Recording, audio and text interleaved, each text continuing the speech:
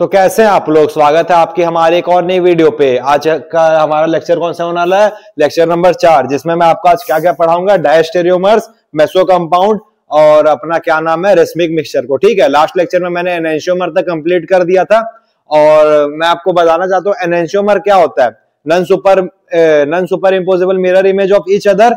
डायस्टेरियोमर भी। चलिए, तो अभी हम लोग क्या करते हैं, अपने लेक्चर को क्या करते हैं, शुरुआत करते हैं। ठीक है, तो हमारा पहला टॉपिक क्या होने वाला है, डायस्टेरियोमर होने वाला है। ठीक है, तो डायस्टेरियोमर क्या होता है भैया, ये भी क्या किसके जैसे रहता है, एनेंशियोमर के जैसे रहता है। इसका डेफिनेशन क्या है इसका, कि mirror image of each other. भैया मिरर इमेज तो रहेगा ईच अदर का, ठीक है, mirror image of each other यानी कि नॉट, मतलब मिरर इमेज तो कोई भी बना लेता है। ठीक है, तो इसका डेफिनेशन क्या है, नॉट, अरे चाचा क्या हो रहा है, not mirror image of each other, यानी कि वो सुपर इंपोज तो आपस में हो सकता है, पर but sometimes optically active and inactive.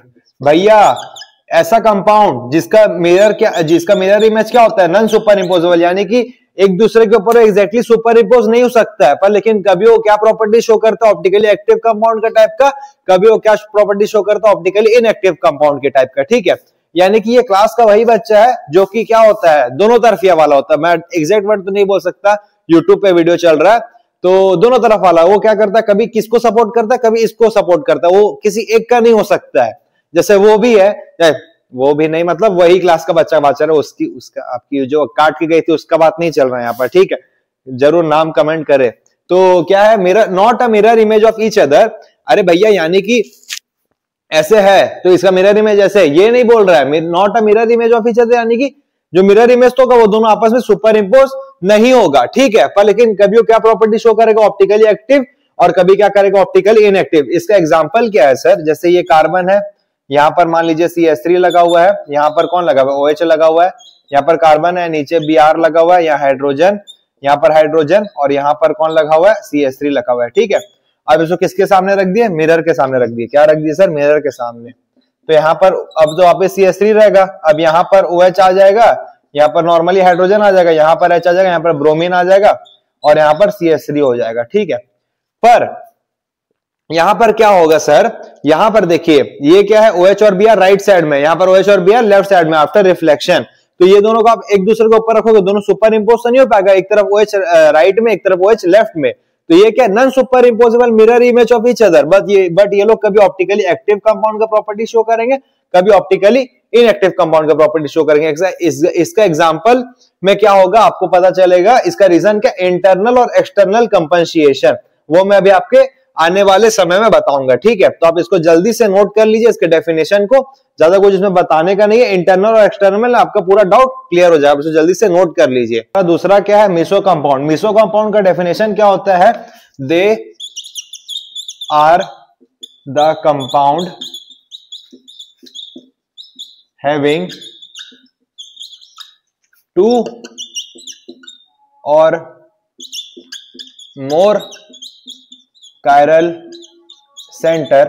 भैया कोई भी कंपाउंड कायरल सेंटर जिस पे रहता है वो कंपाउंड क्या होता है, ऑप्टिकली एक्टिव। अगर आपको नहीं पता तो आप हमारे लास्ट लेक्चर्स को जाके जरूर से विजिट करें। तो क्या, they are the compounds having 2 और more chiral centre but they are optically inactive. इतना ही आवाज क्यों कर रहा है, but they are optically inactive due to presence of plane of symmetry.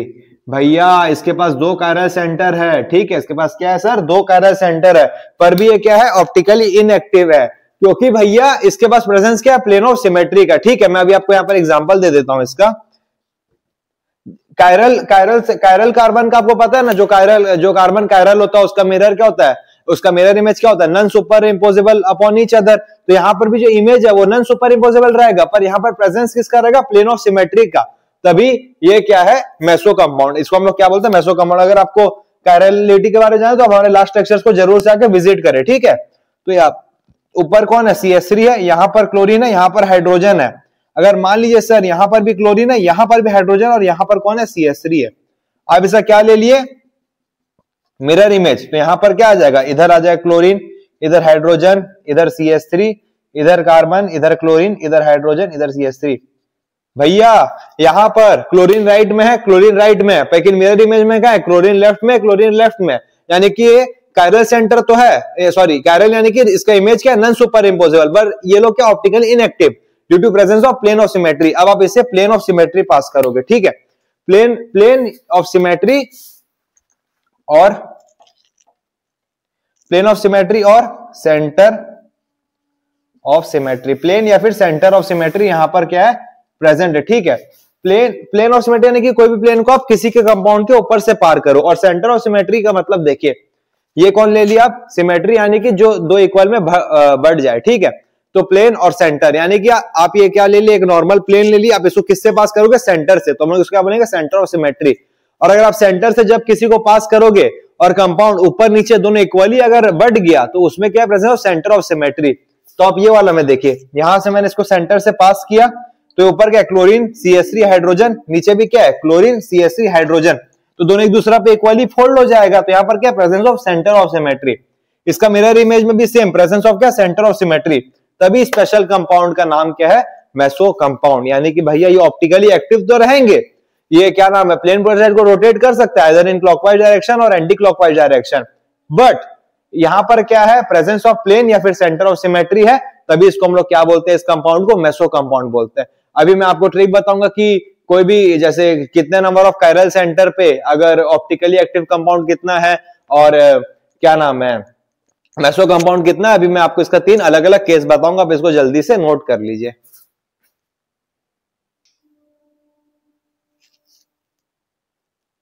Sir जी तो हमारा केस 1 क्या है, molecule with dissimilar chiral centre, यानी कि जो कायरल सेंटर है, अभी हमें क्या करना है, अलग अलग कितने, मतलब एक कंपाउंड जो पेरेंट कंपाउंड है उसमें कितने स्ट्रक्चर्स बन सकते हैं वो हमें पता करना। तो पहला केस क्या हमारा, molecule with dissimilar chiral centre, यानी कि जो उसका कार्बन सेंटर है जो कायरल होने वाला है। कायरल का मैं अभी आपको अलग अलग केस बता देता हूं, आप कायरल को कैसे पहचानोगे।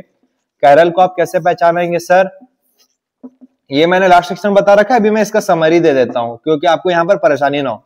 Non superimposable mirror image of each other, और क्या होगा सर, 4 डिफरेंट ग्रुप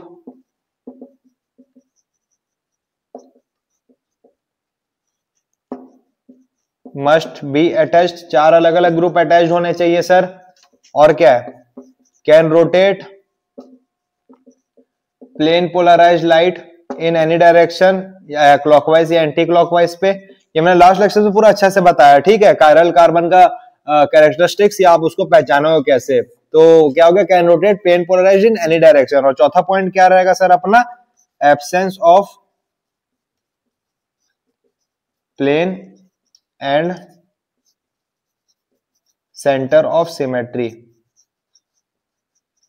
एब्सेंस रहेगा सर किसका, plane and centre of symmetry का। तो यहां पर सर कायरल आप कैसे पहचानोगे, ये देखो ये पहला कायरल कार्बन है, ये दूसरा, ये क्या है, दूसरा कायरल कार्बन है, ठीक है। अभी अलग अलग कंपाउंड कैसे, डिसिमिलर, डिसिमिलर कैसे है सर, डिसिमिलर। यहां पर जो पहला कार्बन को आप देख रहे हो और यहां पर क्या दूसरा, तो पहला कार्बन आप देखिए यहां पर ब्रोमीन कनेक्टेड है, यहां पर हाइड्रोजन कनेक्टेड और यहां पर CH3 कनेक्टेड, ठीक है। दूसरा कार्बन को देखो, यहां पर राइट साइड में हाइड्रोजन कनेक्टेड है और लेफ्ट साइड में ब्रोमीन कनेक्टेड है। तो बोलोगे सर ये डिसिमिलर कैसे हुआ, डिसिमिलर इसलिए हुआ क्योंकि यहां पर नीचे में क्या कनेक्टेड है, इथेन ग्रुप कनेक्टेड है, क्या कनेक्टेड है, C2H5 कनेक्टेड है, तभी ये क्या हो गया, डिसिमिलर कायरल सेंटर। यानी कि सर अभी आप बोल सकते हो अगर यहां पर C2H5 के जगह में CH3 सिर्फ रहता ना, तो ये क्या हो जाता, सिमिलर कायरल सेंटर। इसका रीजन क्या हो जाएगा सर, अब जैसे यहां पर है सिमिलर में क्या है, एकदम आसपास इक्वल रहना, ठीक है। तो यहां पर कौन था, OH, सॉरी यहां पर S था और यहां पर ब्रोमीन था। अब ये ऐसे ही है तो इसमें कोई फर्क थोड़ी ना है, पर यहां पर पहले इतना बड़ा ग्रुप था और नीचे में मान लीजिए इतना, पहले ऊपर इतना बड़ा ग्रुप था और नीचे में इतना बड़ा ग्रुप है, तभी ये क्या हुए, डिसिमिलर हुए। क्या हुए सर, डिसिमिलर हुए, ठीक है। तो यानी कि नीचे यहां पर अभी क्या प्रेजेंट है सर, C2H5, तभी ये क्या हो गया सर, डिसिमिलर हो गए। क्या हो गया सर, डिसिमिलर। तो molecule with dissimilar chiral centre, then the number of isomer will be 2 to the power n, यानी कि कितने इसके n क्या है, नंबर ऑफ कायरल सेंटर। ठीक है, और कायरल कंपाउंड को कैसे पहचानते हैं आप समझ गए होंगे। जल्दी से इसको नोट करो, मैं आपको इसका अलग अलग स्ट्रक्चर बनाऊंगा। तो होप करता हूं आपने नोट कर लिया होगा सर।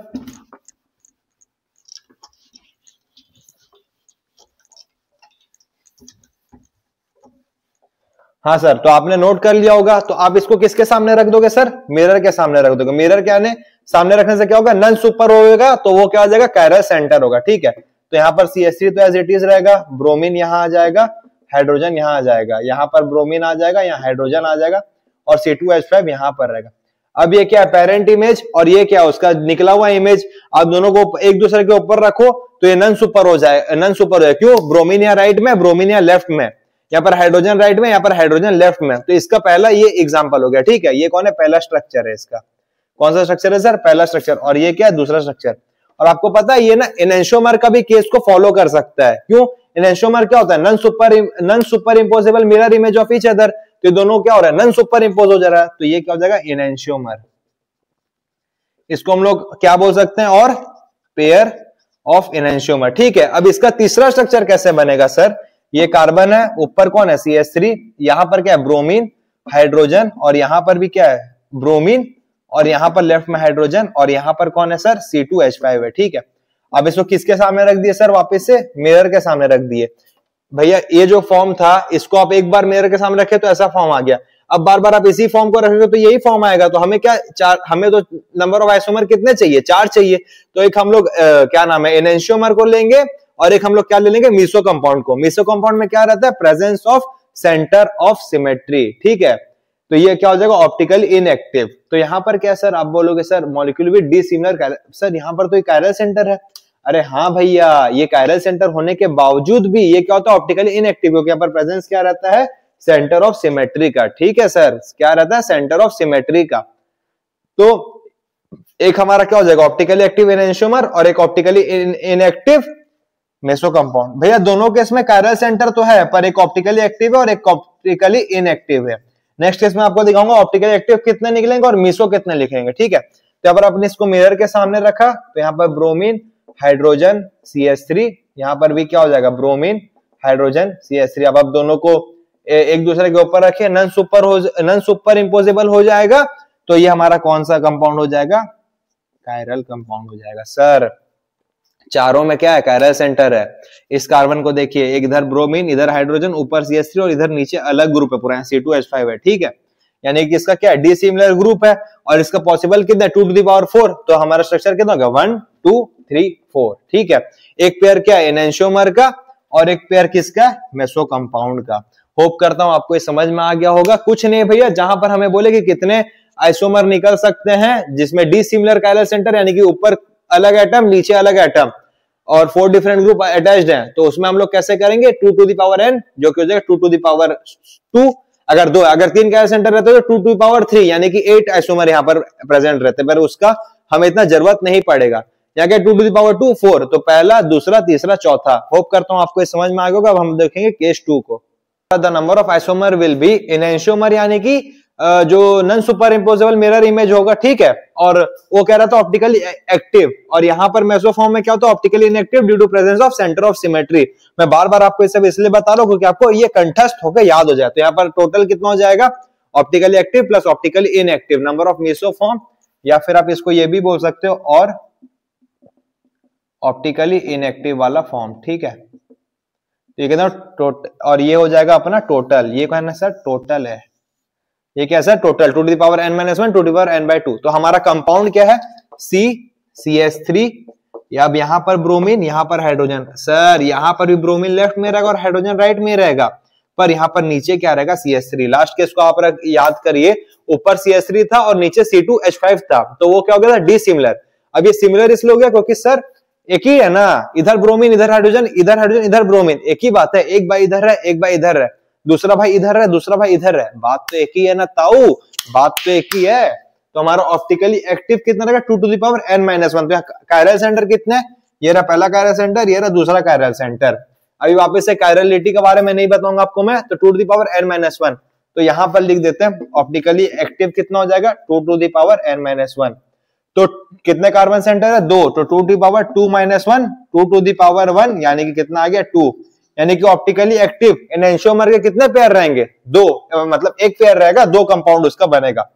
और मीसोफॉर्म यानी कि ऑप्टिकली इनएक्टिव, या फिर मीसो लिख देते हैं, कोई साले गधे रहेंगे तो मेरे ऊपर चढ़ जाएंगे, बोलेंगे मास्टर को पढ़ाने नहीं आता। तो क्या जाएगा 2 टू द पावर n/2 -1, तो ये कैसे हो जाएगा 2 टू द पावर 2 n/2 यानी कि 2/2 -1 यानी कि 2 टू द पावर 1 -1 यानी कि 2 टू द पावर 0। अब भैया anything to the power 0 is equal to 1, तो यहां पर क्या नाम है ऑप्टिकली इनएक्टिव या मेसोफॉर्म कितने आ जाएंगे 1, और ऑप्टिकली एक्टिव कितने आ जाएंगे 2। मैं देख लेता हूं आपको दिख रहा है कि नहीं दिख रहा है, हाँ एकदम बढ़िया से दिख रहा है मेरे चेहरे की तरह। तो ऑप्टिकली एक्टिव कितने आ जाएंगे 2, और ऑप्टिकली इनएक्टिव कितने आ जाएंगे 1। अब मैं आपको इसका स्ट्रक्चर बनाऊंगा, अब इसको जल्दी से राइट साइड में नोट कर लीजिए फॉर्मूला कैसे लगता है, ठीक है। नोट कर लिया, कर लिया। तो भैया ऑप्टिकली एक्टिव कितना था 2, ऑप्टिकली इनएक्टिव कितना है, इसको भी मैं मिटा देता हूं, ठीक है, लिखने में स्ट्रक्चर बनाने में आसानी होगी। क्या होगी सर, आसानी होगी।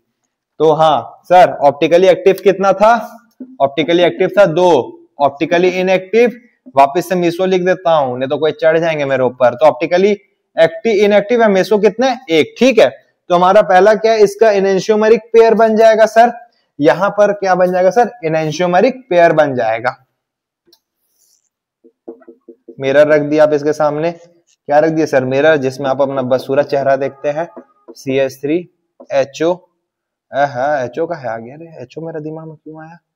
यहाँ कौन आ जाएगा सर Br हाइड्रोजन, यहाँ पर कौन आ जाएगा Br हाइड्रोजन, यहाँ पर कौन आ जाएगा सर CH3। तो ये पहला कंपाउंड हो गया हमारा, और ये कंपाउंड कौन हो गया दूसरा। ये एनेंशियोमर है ना, non superimposable mirror image of each other, enantiomer, और ये क्या ऑप्टिकली एक्टिव। अब मैं आपको एक इमेज किसका दे दूंगा सर, उसका दे दूंगा सर, किसका दे दूंगा सर, उसका दे दूंगा, ठीक है। तो उसका देने, उसका दूंगा, उसका दूंगा, किसका दूंगा, कितना बार दूंगा, कितना बार दूंगा सर, हाँ सर। और एक हमारा इमेज कौन सा हो जाएगा, उसका, किसका, उसका ही। तो इसका क्या हो जाएगा ब्रोमीन हाइड्रोजन, ब्रोमीन हाइड्रोजन, और ये क्या हो जाएगा COO, अरे यार, तो ये क्या हो जाएगा सर नीचे CH3, ये क्या हो जाएगा हमारा तीसरा इमेज। अभी आप बोलोगे सर इसको मिरर के सामने रख दीजिए और चौथा इमेज आ जाएगा, नहीं ताऊ, चौथा इमेज में क्या आएगा, ऊपर CH3 नीचे भी CH3, तो वो क्या हो जाएगा आपस में सुपर इंपोज हो जाएगा। तो हमें इसका क्या मिल गया 3 मिल गया, पहला 2 ऑप्टिकल एक्टिव का 1 और 2, और तीसरा किसका मिल गया सर मीसो का। अभी आप बोलोगे सर यहाँ एनेंशियोमर का एक पेयर, भैया यहाँ पर एनेंशियोमर का मेरा पेयर या बीच में मिरर लगाने का कोई मोटिव नहीं है, बस मिरर लगाने से क्या आपको आसानी मिलेगी, तभी मैं इसका मिरर लगा के यहाँ पर सॉल्व कर दे रहा हूँ, डायरेक्ट भी मैं बना सकता हूँ। तो इसका पहला, दूसरा, तीसरा, ये कौन सा फॉर्म है सर, मीसो या फिर optically inactive form. Meso compound को हम लोग एनेंशियोमर क्यों नहीं बोलते हैं, क्योंकि ऑप्टिकली इनएक्टिव रहता है। अगर ऑप्टिकली एक्टिव रहता तो उस कंपाउंड सबको हम लोग क्या बोलते हैं, एनेंशियोमर बोलते हैं। तो आप इसको जल्दी से नोट कर लीजिए, हम लोग देखेंगे अपने केस 3 को। तो सर हमारा तीसरा केस क्या है, when the molecule is symmetric and has odd number of chiral carbon centre, यानी कि जब जो मॉलिक्यूल हमारा सिमेट्रिक होगा और उसके पास क्या होगा odd number of chiral carbon centre, तो इसका हम लोग ऑप्टिकली एक्टिव का फॉर्मूला क्या हो जाएगा, number of optical active compound का। भैया ये केस उतना इंपॉर्टेंट नहीं है, लेकिन आप इसको जरूर से ध्यान से देखिए, ठीक है। तो ये क्या हो जाएगा 2 to the power n-1 minus 2 to the power n/2 minus क्या 1/2, ठीक है। और यहां पर मीसोफॉर्म यानी कि ऑप्टिकली इनएक्टिव, मीसोफॉर्म का फॉर्मूला क्या हो जाएगा सर हमारा यहाँ पर 2 to the power n/2 minus 1/2। आप बोलेंगे सर ये फॉर्मूला सब क्या, भैया फंडामेंटल फॉर्मूला, हम क्या करेंगे इसमें। तो टोटल कितने निकल जाएंगे सर, दोनों को ऐड कर दीजिए। तो 2 to the power n-1, 2 to the power n/2 minus 1/2 plus 2 to the power n/2 minus 1/2, यानी कि सर यहाँ पर माइनस, ये दोनों कॉमन हो गया, ये ऐसे बनेगा ना सर, ये 2 की पावर है सर, ये 2 की पावर है, ठीक है। ये दोनों क्या हो गया सर, कैंसिल हो गया, ये क्या है सर 2 की पावर है, 2 की पावर, तो ये दोनों कैंसिल हो गया। तो टोटल कितना आ गया 2 to the power n-1, 2 to the power n-1। तो यानी कि यहाँ पर ऑड नंबर का कायरल सेंटर रहेगा, यानी कि 2 टू द पावर 3 मान लीजिए, तो 3 - 1 कितना 2, तो यहाँ पर कितने इमेज आ जाएंगे 4 इमेज आ जाएंगे। अब मैं आपको इसका अलग अलग दिखा देता हूँ, ठीक है, आप इसको जल्दी से नोट कर लीजिए। भैया अगर मॉलिक्यूल अगर सिमेट्रिक है और उसके पास odd number of chiral carbon centre यानी कि 1 है, 3 है, 5 है, 9 है, 11 है, तो उसका ऑप्टिकली एक्टिव कितना कंपाउंड एनेंशियोमर का पेयर कितना बनेगा 2n-1 माइनस 2n/2 माइनस 1/2 और मेसोफॉर्म कितना बनेगा 2n/2 माइनस 1/2 टोटल कितना हो जाएगा 2n-1। अब मैं आपको इसका 4 स्ट्रक्चर बना के दिखा देता हूं, अब इसको जल्दी से नोट कर लीजिए। तो सर हमारा ये रहा कौन है पेरेंट या फिर ये क्या हमारा पहला है, ठीक है। तो पहला ये रहा सर। अब आप इसको किसके सामने रख दिए सर, यही जिसके सामने यहाँ पर हो दोनों मिरर सेल्फी लेते हो, तो ये H यहाँ पर आ जाएगा, OH यहाँ पर आ जाएगा, COH एज इट इज रहेगा। अब यहाँ पर HO आ जाएगा, यहाँ पर H आ जाएगा, यहाँ पर H आ जाएगा, यहाँ पर HO आ जाएगा और यहाँ नीचे कौन आ जाएगा COH। ये क्या हो गया ऑप्टिकली एक्टिव, ठीक है। ये क्या हो गया ऑप्टिकली एक्टिव, ये किसका पेयर हो गया एनेंशियोमर का पेयर हो गया, एनेंशियोमर का पेयर हो गया। भैया एक और चीज मेसो कंपाउंड के नोट्स में जाके लिखिए आप, क्या meso compound is a special SPECIAL special form of enantiomer। Sir meso compound जो है ना वो स्पेशल फॉर्म है किसका सर एनेंशियोमर का, किसका सर एनेंशियोमर का। यानी कि एनेंशियोमर क्या होता है ऑप्टिकली इनएक्टिव कायरल कार्बन, और मेसो कंपाउंड क्या होता है कायरल गैस सेंटर तो रहेगा पर वो क्या रहेगा ऑप्टिकली इनएक्टिव। इसको जरूर से लिख दे, मैं इसको मिटा दूंगा, ठीक है। अभी तो होप करता हूं आपने देख लिया होगा, मैं मिटा देता हूं इसको। Meso compound is a special form of enantiomer. Optically active हमारा ये फॉर्म बन गया, ठीक है एनेंशियोमर का। अब मैं आपको किसका दिखा देता हूं उसका, अरे वायरल नहीं यार ताऊ, तुम लोग गलत सोचते हो उसका, यानी कि मेसो फॉर्म का दिखा देता हूं। यहाँ हाइड्रोजन, यहाँ OH, यहाँ हाइड्रोजन, यहाँ पर क्या COOH मिरर। अब यहाँ पर क्या हो जाएगा OH OH COH। देखिए जितने भी स्ट्रक्चर बन रहे हैं सब नन सुपर इम्पोज हो रहे हैं। क्या हो रहे हैं सर नन सुपर इम्पोज। ये कौन सा हो गया सर तीसरा, और ये कौन सा हो गया सर चौथा हो गया, ठीक है। ये हमारा कौन सा आ जाएगा मीसो, ये कौन सा हो जाएगा सर मीसो कपड़े खरीदो, मीसो फॉर्म हो जाएगा, ठीक है। ये क्या देखिए when the molecule is symmetric, यानी कि दोनों इक्वली भाग में कट सकते हैं। अगर आप इसके ऊपर से पास करिए तो एग्जैक्टली इसके ऊपर आ जाएगा, ठीक है। तो और यहाँ पर 3 ऑड नंबर ऑफ कायरल है, तो फॉर्मूला था एनेंशियोमर और इसका 4 आ गया, ठीक है सर। आप इसको जल्दी से नोट करें, हम लोग देखेंगे रेसमिक मिक्सचर। तो सर अभी हमारा नेक्स्ट टॉपिक क्या होने वाला है रेसमिक मिक्सचर। रेसमिक मिक्सचर क्या होता है the mixture of 2 enantiomers in equimolar proportion is optically active, is optically inactive, sorry my bad, is optically inactive। क्या है is optically inactive। the dextro property is compensated by levo property। अरे भैया इतना अंग्रेजी नहीं समझ में आ रहा, डायरेक्ट आपको बता रहा हूं मैं। यहाँ पर क्या है, ये क्या है एक मिक्सचर है किसका A और B का, A प्लस B। A यहाँ पर क्या है एनेंशियोमर, B क्या है एनेंशियोमर। A और B को आप मिला दिए, ठीक है। इससे कौन टकराया प्लेन पोलराइज्ड लाइट टकराया, कौन टकराया सर प्लेन पोलराइज्ड लाइट करे। आपको पता ही है कि मिक्सचर का क्या होता है, आइदर वो उसको टर्न कर देता है क्लॉकवाइज डायरेक्शन में और एंटी क्लॉकवाइज डायरेक्शन में। तो ये जो मिक्सचर है ये क्या करेगा ना, इसको टर्न करेगा क्लॉकवाइज डायरेक्शन में 50% और इसको भी टर्न कर देगा 50% कौन सा डायरेक्शन में एंटी क्लॉकवाइज डायरेक्शन में। यानी कि द मिक्सचर, ये हमारी भाषा है ना, इसको कौन से किसके अंदर लिखेंगे हम लोग खोपचे पॉइंट के अंदर। The mixture which turns the plane polarised light in either clockwise और anti clockwise is called racemic mixture. भैया इसको किसमें डाल लीजिए आप अपने दिल के अंदर, वही दिल के अंदर जिसमें आप किसको डाल के रखे हो, उसको डाल के रखे हो, किसको डाल के रखे हो। साला दिल थोड़ा बिगड़ गया आज तक, दिल वाली दिल कब तक जवानी छुपाओ। हाँ सर, तो यहाँ पर दिल के अंदर डाल दिए। The mixture which turns the plane polarised light either in clockwise direction और anti clockwise direction is called racemic mixture. यानी कि भैया ये जो मिक्सचर है 50% कौन से डायरेक्शन में टर्न कर देगा, कौन से डायरेक्शन में टर्न कर देगा क्लॉकवाइज, और 50% कौन से डायरेक्शन में टर्न कर देगा एंटी क्लॉकवाइज। तो इसको हम लोग क्या बोला जाता है, एनेंशियो सॉरी रेसमिक मिक्सचर। ठीक है, अब इसको समझ गए, जल्दी से नोट करिए, अब मैं आपको आगे बताऊंगा। सर तो अभी हम लोग क्या देखेंगे, कायरल कंपाउंड और रेसमिक मिक्सचर के बीच में डिफरेंस, कायरल और क्या रेसमिक। कायरल कंपाउंड क्या होता है सर, कायरल क्या होता है सर, कायरल क्या होता है, it is a single compound. ये क्या होता है, it is a single compound. और ये क्या होता है, it is a pair of chiral. Chiral क्या होता है सर, जो कि प्लेन पोलराइड को आइदर टर्न करता है इन क्लॉकवाइज डायरेक्शन और इन एंटी क्लॉकवाइज डायरेक्शन। रेसमिक क्या करता है साला, या तो पूरा ही क्लॉकवाइज सॉरी 50% क्लॉकवाइज घुमा देता है, 50% एंटी क्लॉकवाइज घुमा देता है, तो नेट रोटेशन क्या होता जाता है उसका, जीरो हो जाता है। ठीक है, और ये इसका दूसरा पॉइंट, यही मेन पॉइंट है, it turns plane polarised light either in clockwise direction और एंटी क्लॉकवाइज डायरेक्शन। भैया आइदर ये क्लॉकवाइज डायरेक्शन में टर्न करता है या फिर एंटी क्लॉकवाइज डायरेक्शन में। It turns the plane polarised light half in clockwise and half anti clockwise. भैया हाफ क्लॉकवाइज डायरेक्शन में टर्न कर देता है और हाफ कौन सा डायरेक्शन में टर्न कर देता है सर, एंटी क्लॉकवाइज डायरेक्शन में। तो ये क्या होता है, रेसमिक मिक्सचर। आप इसको जल्दी से नोट कर लीजिए।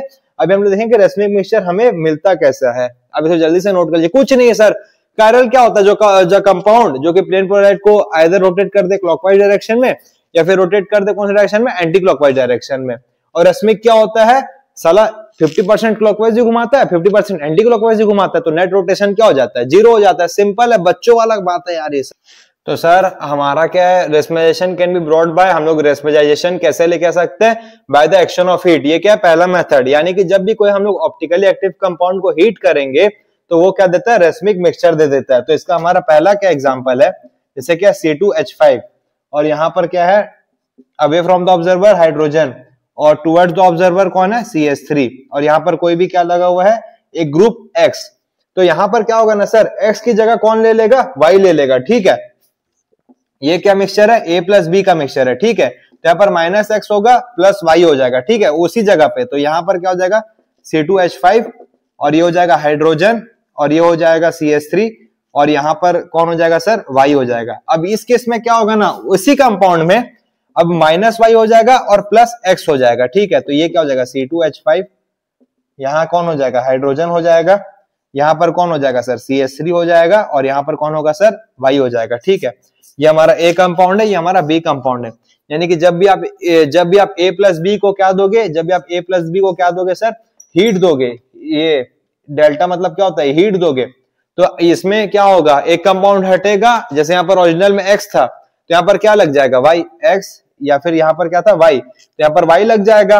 ठीक है, और यहाँ पर कौन हट जाएगा, X यहाँ से हट के Y लग जाएगा। यानी कि भैया जब भी आप कोई भी ऑप्टिकली एक्टिव कंपाउंड, ये चार अलग अलग ग्रुप कनेक्टेड, तो ये क्या हो गया, ऑप्टिकली एक्टिव। इसको आप हीट दिए तो ये अलग अलग दिखा दिया, यानी कि ये A, ये B, ये देखिए, ये A जो है ये इसको 50% रोटेट कर रहा है मान लीजिए, और इसको ये भी 50% रोटेट कर रहा है, तो नेट रोटेशन क्या हो जाएगा सर, यहाँ पर जीरो हो जाएगा। ठीक है, यहाँ पर X एंड Y दोनों ग्रुप कनेक्टेड था मान लीजिए बगल बगल में, तो एक में Y लगा, एक में X, एक में Y लग गया, अरे सर सॉरी, एक में यहाँ पर सॉरी, एक में X लग गया, एक में Y लग गया, Y 50% इधर, X 50% उधर, तो दोनों क्या हो गया, कंबरशिएट कर दिया।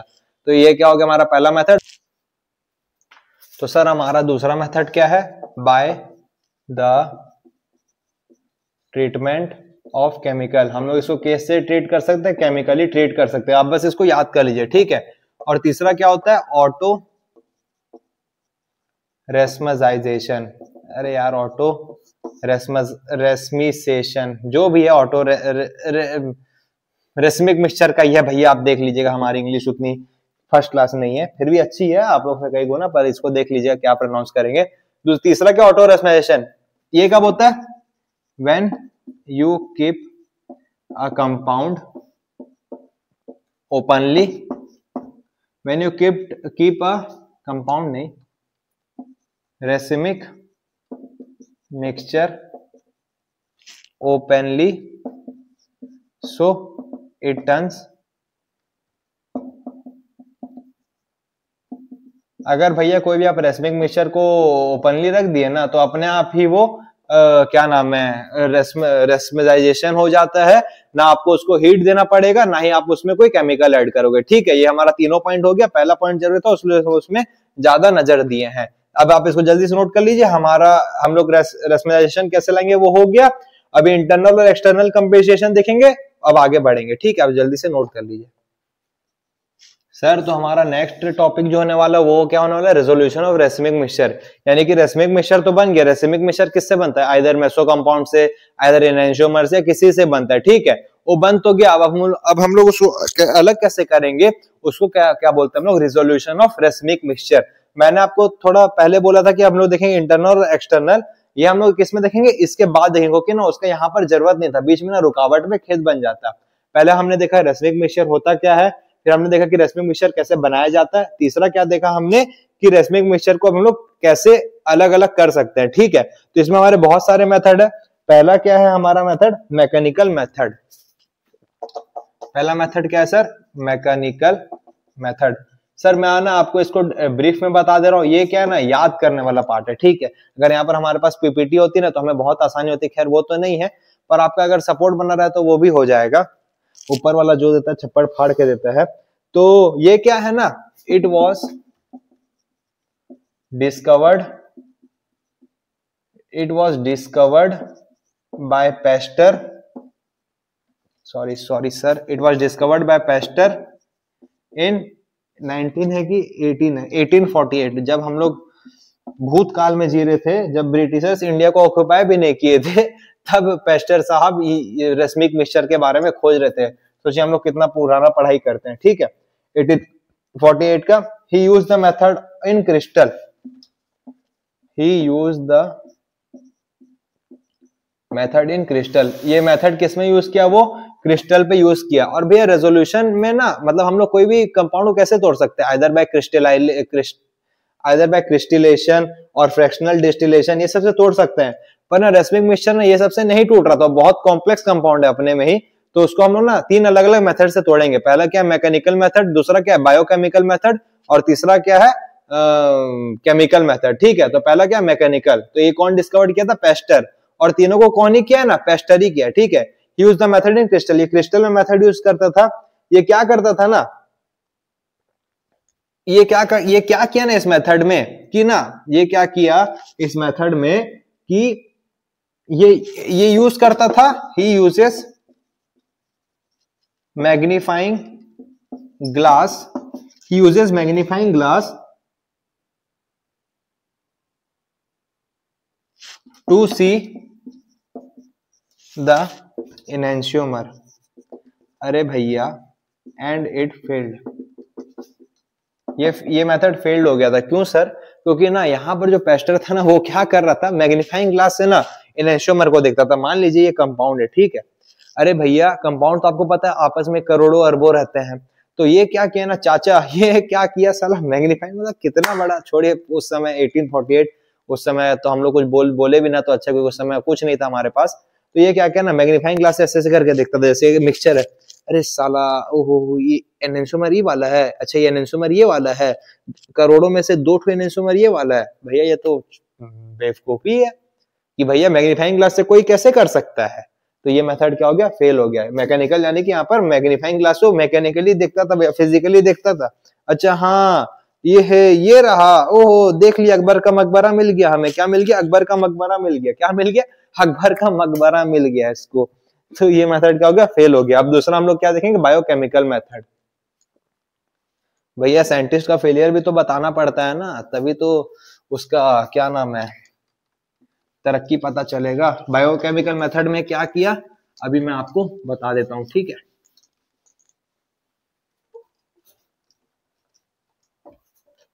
तो सर हमारा दूसरा क्या है सर, बायोकेमिकल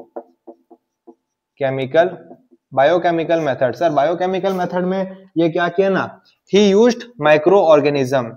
वो क्या यूज किया, माइक्रो ऑर्गेनिज्म का यूज किया, जैसे कि क्या, like bacteria, fungi, like bacteria fungi, वो ये सब का क्या नाम है, किया इस्तेमाल। Allowed to grow in a dilute solution, one isomer get destroyed readily then other. हाँ सर, तो हमारा दूसरा मेथड क्या है, बायोकेमिकल मेथड। तो बायोकेमिकल मेथड में क्या किया ना, वो यूज किया माइक्रो ऑर्गेनिजम्स को, लाइक आपका फंगी, बैक्टीरिया और माउल्ड, ये सब क्या माइक्रो ऑर्गेनिज्म है, which are allowed to grow, वो क्या होता है, अलाउड होते हैं ग्रो इन डाइल्यूट सोल्यूशन। तो ना ये इससे क्या बन गया, पेनिसिलियम ग्लैक्यूलम। एक तो मान लीजिए एक टाइप का फंगी, माउल्ड जो भी है ये, वो क्या करता था ना, अट्रैक्ट कर देता था डेक्स्ट्रोफॉर्म को, ठीक है। यानी कि एनेंशियोमर जो है वो कंपाउंड कायरल सेंटर जो कंपाउंड को क्या फॉर्म, एक आइदर डेक्स्ट्रो रोटेट करता है और लेवो रोटेट करता है ना। तो वो ये पेनिसिलियम ग्लैक्यूलम क्या करता था ना, डेक्स्ट्रोफॉर्म को क्या करता था, अट्रैक्ट कर लेता था। क्या कर लेता सर, अट्रैक्ट कर लेता था। तो और लेवोफॉर्म को लीव कर जाता था। पर ये मेथड भी इसका क्या हो गया सर, फेल हो गया। इसका मैं आपको रीजन दिखा दे रहा हूँ फेलियर का। सर सिंपल, आप इसको पढ़ के समझ सकते हो, जल्दी से तो नोट कर लीजिए। फेल तो नहीं हुआ, इसका डिसएडवांटेज बता। डिसएडवांटेज क्या है sir, one form is destroyed. भैया एक डेस्ट्रो फॉर्म को बस अट्रैक्ट करता था, तो लेवो फॉर्म क्या हो जाएगा, डिस्ट्रॉय हो जाएगा। और dilute solution is used the amount of, और डाइल्यूट सॉल्यूशन होता था तो जो अमाउंट एनेंशियोमर का ही बचा डेस्ट्रो फॉर्म वाला, वो भी क्या हो जाता, कम हो जाता था, क्योंकि बहुत सारा पार्टिकल रिएक्ट कर जाता था। और तीसरा क्या, it is difficult to separate, और भैया चुनना भी बहुत मुश्किल था ऑर्गेनिज्म जो खाली डेस्ट्रो फॉर्म को ही क्या करे, अटैच करे। भैया देखिए बहुत बच्चा वाला पॉइंट है, तभी मैं डायरेक्ट इसको लिख के पार कर दे रहा हूँ, ठीक है। आप इसको जल्दी से नोट कर लिया और हम लोग अपना लास्ट मेथड देखेंगे। तो सर हमारा तीसरा मेथड क्या है, केमिकल मेथड। इसको भी कौन किया था, पेस्टर का काम यही था। पहला कौन सा मेथड था, मैकेनिकल, जिसमें वो माइक्रोस्कोप से देख रहा था। दूसरा क्या था सर हमारा, बायोकेमिकल, उसमें डाइल्यूट सॉल्यूशन हो जा रहा था, एनेंशियोमर को पता करना मुश्किल हो जा रहा था। तीसरा केमिकल मेथड, अभी इसमें क्या करेगा, केमिकली यूज करेगा। तो जो रेसिपिक मिक्सचर है उसको ट्रीट किया जाता था ऑप्टिकली एक्टिव कंपाउंड से, तो वो रिजल्ट क्या करता था, डायस्टोमर। यहाँ पर क्या बनता है, डायस्टोमर। डायस्टोमर क्या कोई जात नहीं है, और इट कन्वर्ट्स रेसिमिक टू डायस्टोमर। ये पहला पॉइंट है, कैसे कन्वर्ट किया, मिक्सचर को किस तरह रिएक्ट कर रहे थे, ऑप्टिकली एक्टिव कंपाउंड से, ठीक है। और डायस्टोमर का फिजिकल और केमिकल प्रॉपर्टी दोनों हम लोग क्या कर सकते हैं, सेपरेट कर सकते हैं बाय क्रिस्टलाइन। और हम लोग उसके बाद क्या कर दिए, क्रिस्टलाइन से उसको रिएक्ट करा दिए, और हमारा अपना क्या नाम है, एनेंशियोमर का पता चल गया हमें, ठीक है। तो होप करता हूँ आपको ये तीनों चीज समझ में आ गया हो गया। इंटरनल और एक्सटर्नल कंपनसेशन हम लोग नेक्स्ट लेक्चर में देखेंगे। तो चैनल पे नहीं हो तो लाइक करो, सब्सक्राइब करो, और कोई भी डाउट है तो कमेंट सेक्शन में जरूर से कमेंट करो। हमारा एम यही है, सबका साथ सबका विकास। जय हिंद, जय भारत, थैंक यू।